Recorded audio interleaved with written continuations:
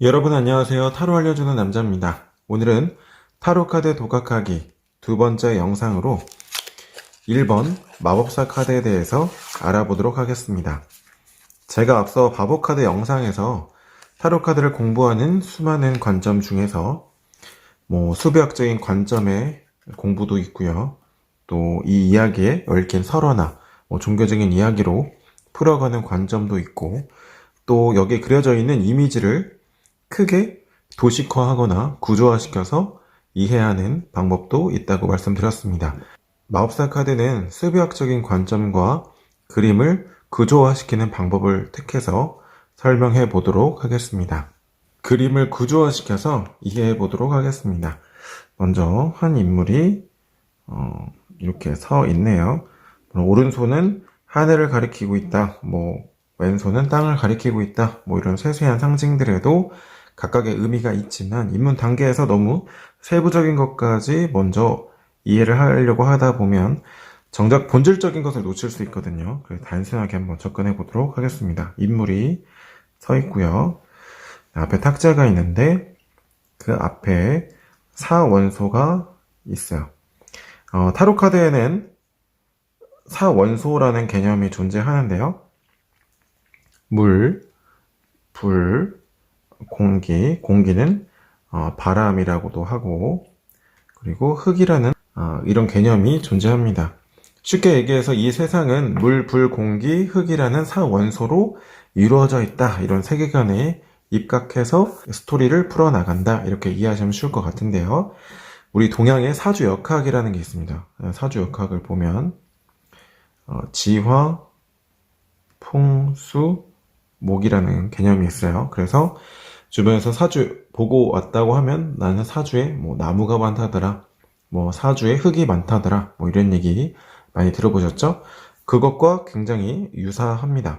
하지만 차이점이라고 하면 이 목이라는 개념이 없죠. 사주역학에서 목은 나 자신을 의미하는데, 흔히 우리 말에 우리 가족, 우리의 것, 우리 집, 이렇게 우리라는 개념이 강조되잖아요.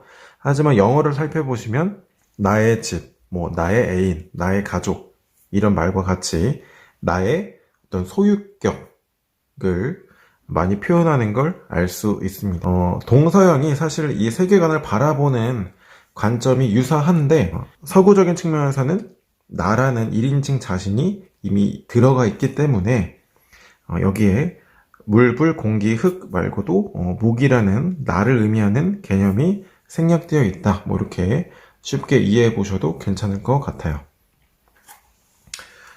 또 철학적인 근원을 따라가다 보면 5세기경에 엠페도클레스라는 분이 이 세상은 물, 불, 공기, 흙이라는 사원소로 구성되어 있다. 이런 말씀을 하신 적도 있고요.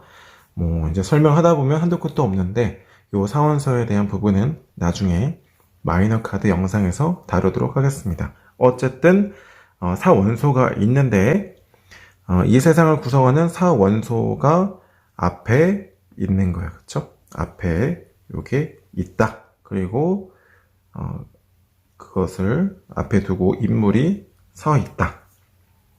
요게 큰 구조의 개념에서의 설명이 끝입니다. 물론 위에 장미꽃이 피어 있고 밑에 백합은 순수와 열정과 이런 것들을 상징한다, 여러 가지 있지만 이런 것들은 사실 단순화시켜서 구조화시키는 데 있어서는 그냥 희망과 순수의 상징들이 있구나, 이렇게만 이해해 보셔도 괜찮아요. 그리고 마법사가 붉은 망토를 두르고 있고 허리에는 뱀의 형상을 한 우르보로스가 있다, 이런 상징들도 있지만 요거는 여러분들 타로카드를 공부해 가시면서 세부적인 거 하나하나 나뭇잎을 붙여가시면 되는 거고요. 또 중요한 게 하나가 있는데 위에 메비우스의 띠가 있습니다. 타로카드 서적이나 이런 자료들 살펴보시면 메비우스 띠가 무한한 지혜를 상징한다, 이렇게 표현되어 있는데, 쉽게 얘기해서 앞에 사원소가 있잖아요. 이 사원소를 어떻게 다루면 될지 근본 원리에 대해서 깨우치고 있다, 알고 있다, 이 정도. 그래서 원리를 깨우치고 있는 사람, 알고 있다, 요거를 상징하는 표현이다. 이렇게 이해해 보시면 쉬울 것 같습니다. 마법사 카드 말고도 앞으로 쭉 이 메비우스 띠에 대한 상징들이 각각의 카드에서 등장할 거니까요. 요 정도 개념으로 이해하시면 되겠습니다.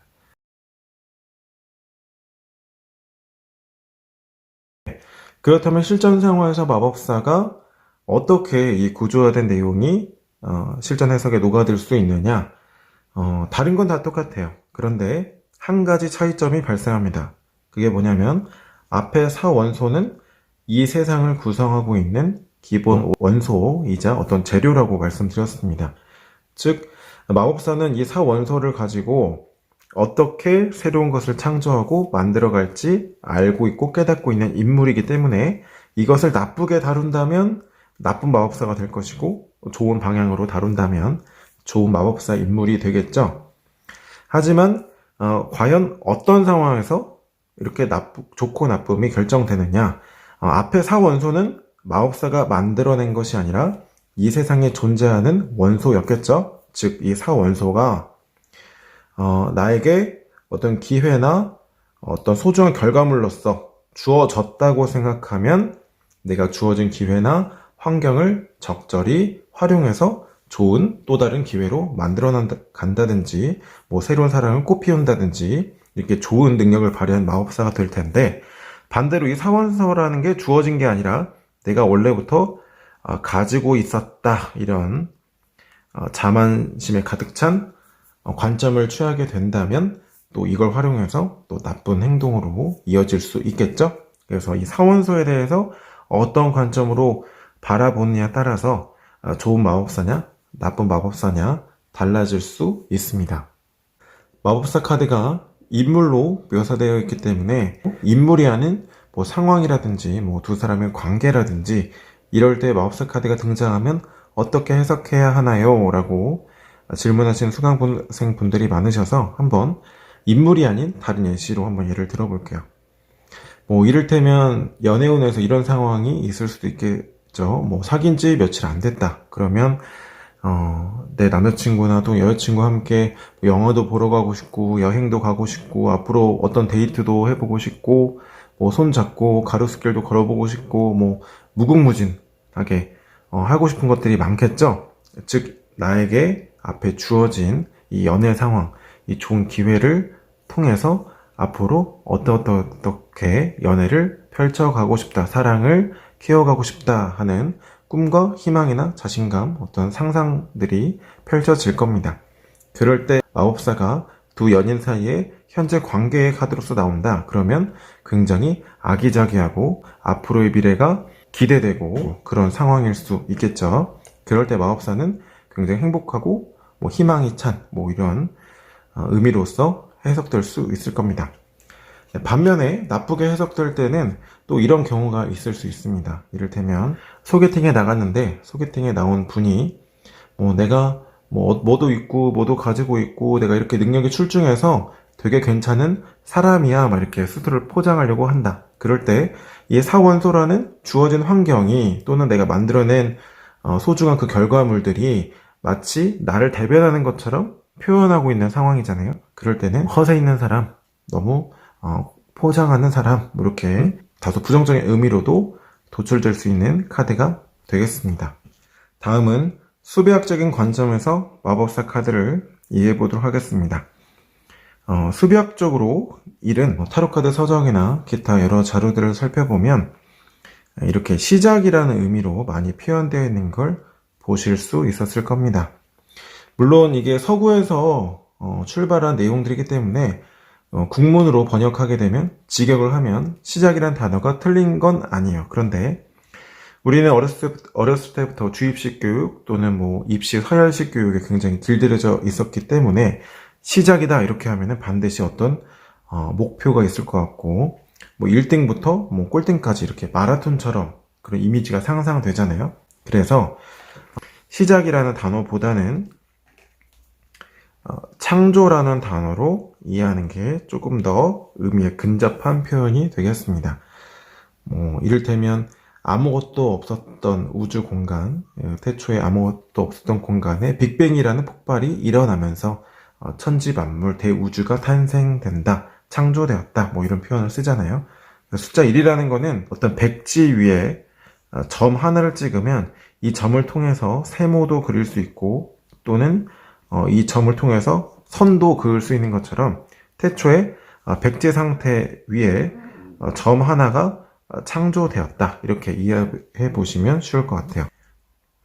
그래서 백지 위에 점 하나가 이렇게 시작점이 창조된 순간이 수배학적으로 숫자 1입니다. 숫자 0에서는 백지 상태의 그 환경, 기회만 주어졌을 때는 어떤 것을 그릴지, 뭐 선을 그을지 되게 막연한 상태였는데 여기에 시작점을 하나 딱 찍으니까 이 점을 통해서 기준으로 해서 뭐 선도 그을 수 있고 얼마든지 나의 잠재력을 펼칠 수 있는 현실적인 여건이 준비되었다, 토대가 마련되었다 이렇게 볼 수도 있겠죠. 그래서 이런 현실적인 여건, 뭔가 창조할 수 있는 이 상태가 준비되었기 때문에 얼마나 자신감 넘치고 희망이 생기고 무언가를 만들어 볼 수 있겠다 이런 가능성도 엿볼 수 있고 굉장히 희망찬 생각들 그런 상황이 연출되겠죠. 이게 수배학적으로 일이 의미하는 의미가 되겠습니다. 그래서 이런 의미를 나타내기 위해서 그림을 보시면 굉장히 자신감 있는 표정 그리고 하늘로 뻗고 있는 오른손 그리고 이런 정열을 의미하는 붉은색의 장미들 순수를 의미하는 흰색 꽃인 백합의 상징들이 그려져 있는 걸 볼 수 있고요. 굉장히 배경도 희망의 어떤 표현을 할 수 있는 노란색이 표현되어 있는 것 또한 이런 수비학적인 의미를 함께 표현하기 위함이다. 이렇게 생각하시면 되겠습니다. 이런 카드의 이름을 보더라도 매지션에서 마법사 뭐 이런 의미 있잖아요. 마법사 카드를 뭐 연금술사의 카드다 이렇게 표현하시는 분들도 있는데 어찌됐든 큰 맥락에서는 새로운 걸 만들어낼 수 있는 뭐 토대를 갖추었다. 현실적인 여건이 준비된 상태다. 이런 맥락에서는 의미를 함께하고 있다는 걸 알 수 있죠. 이게 마법사 카드 의미입니다. 1번 마법사 카드와 함께하는 명상의 시간 시작하도록 하겠습니다. 과거 세상에 비해서 우리 현대 문명 사회에서는 편리한 것들이 참 많습니다. 물 한 잔을 마심에 있어서도 걸림이 없고 오늘 한 끼를 걱정하는 것보다 오늘 한 끼를 먹고 있으면서도 내일 뭐 먹지를 고민하는 경우가 많습니다. 지구 반대편 세상의 소식을 듣기 위해서는 손가락 몇 번 리모컨만 작동하면 TV에서 편리하게 반대편의 세상의 정보도 들을 수 있습니다.